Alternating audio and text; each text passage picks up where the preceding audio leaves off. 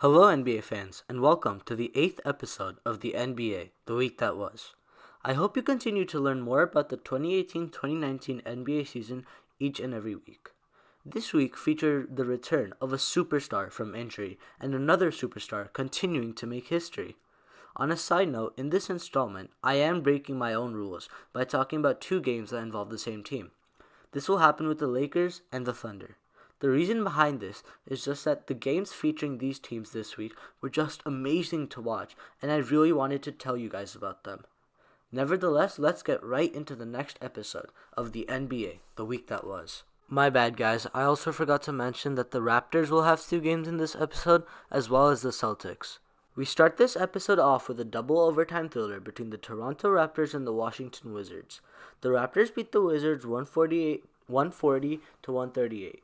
Kawhi Leonard led the way for the Raptors with 41 points and 11 rebounds as well as 5 assists. Bradley Beal had a great performance which still wasn't enough for the Wizards to pull away down the stretch. He had 43 points, 10 rebounds, and 15 assists in just the second triple-double of his career. The Raptors were down 136 to 138 with 15 seconds left in the second overtime when not Kawhi Leonard, but Serge Ibaka hit a clutch three-pointer to give the Raptors a lead, which they never lost. Despite the win, the Raptors are in second place of the East with 35 wins and 13 losses behind the Milwaukee Bucks. I think they will blow by the Bucks late down the season and go into the playoffs as the 1 seed for the second consecutive year. D'Angelo Russell and the Brooklyn Nets pulled out a great win against the Boston Celtics 109 to 102. Russell went off with 34 points on 7 threes made. Jason Tatum did have 34 points as well for the Celtics. For me, the Nets have been the biggest surprise in the NBA all season long. They currently hold a 24-23 record, which places them in 6th of the Eastern Conference. I thought they would be a 10th or 11th seed. D'Angelo Russell seems like a different person from all the past seasons he's played in. He's averaging almost 20 points and 5 assists, and he has hit a fair share of game winners as well. His newfound confidence has led to his teammates trusting him, which has led to their greatness this season. With the next free agency class being loaded with stars, Brooklyn should aggressively pursue a great player to take them to the next level as contenders. Forget all the close and great games and all the game winners. For me, the next game was the greatest game of the whole season. My Atlanta Hawks did me proud once again and obliterated one of the best defenses in the league. The Hawks beat the OKC Thunder 142 to 126 in Atlanta, Georgia. The Hawks had many key performances, but Trae Young's 24-point, 11 assists, 6 rebound night was what pushed the Hawks over the line. The Hawks outscored the Thunder 45 to 26 in the fourth quarter.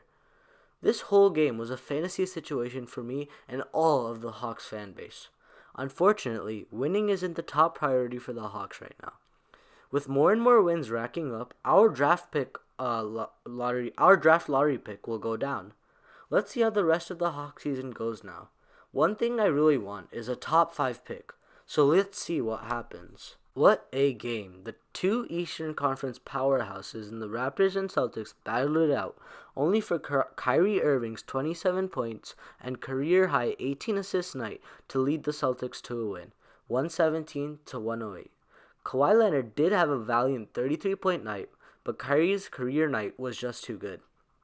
After the game, Kyrie was interviewed, and he said that after the Celtics' previous struggles, he called his former teammate, the great LeBron James, and apologized to him for being, quote, the young player that wanted everything at his fingertips. I personally believe that this is a shot to his younger teammates such as Jaylen Brown and Jason Tatum for taking too much responsibility on their own hands. However, who knows what it means? Only Kyrie himself does. A pure classic. Kyle Kuzma led the Lakers to an overtime win over the Thunder 138 to 128. His 32 points were key, but I believe young Ivica Zubac's 26-point and 12-rebound effort off the bench was even more important than Kuzma's game. I typically like to speak about good performances for both teams, but today I'm breaking another rule. I just have to point out that Russell Westbrook, a former MVP, went a putrid 7 from 30 from the field. That's 23%. 23.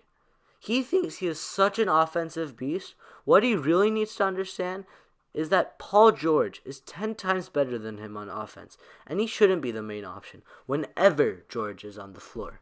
The Infinity Gauntlet is complete. Steve Kerr is Thanos, and he has gotten all the Infinity Stones. It was DeMarcus Cousins' first game back in the matchup between the Warriors and the Clippers. The Warriors and their 5 All-Star starting lineup took the win 112-94. DeMarcus Cousins had the most Cousins game you could expect. After a year away from injury, he fouls out with 14 points. Typical DeMarcus. The Warriors have come to destroy the NBA as we know it. I honestly commend Warriors general manager Bob Myers. This man has created a team that no one has ever seen since the late 60s Celtics.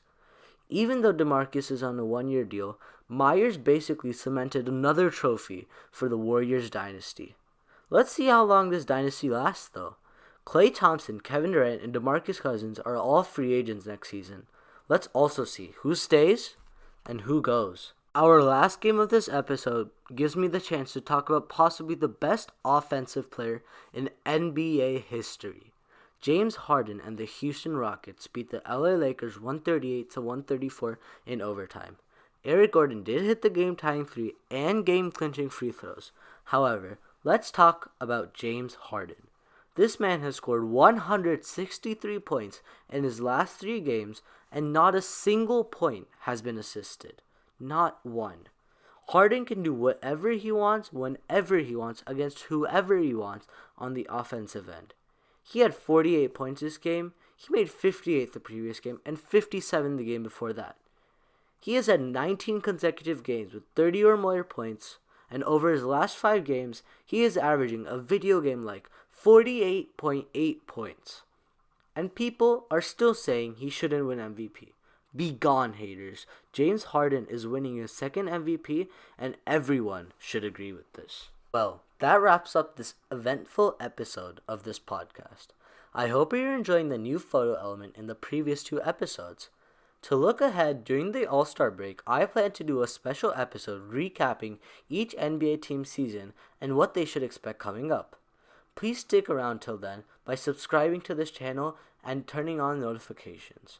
Your support makes me so happy and makes me want to continue to do this podcast every Sunday. Well, that's all I have for today. Talk to you on the next episode of the NBA, the week that was. See ya.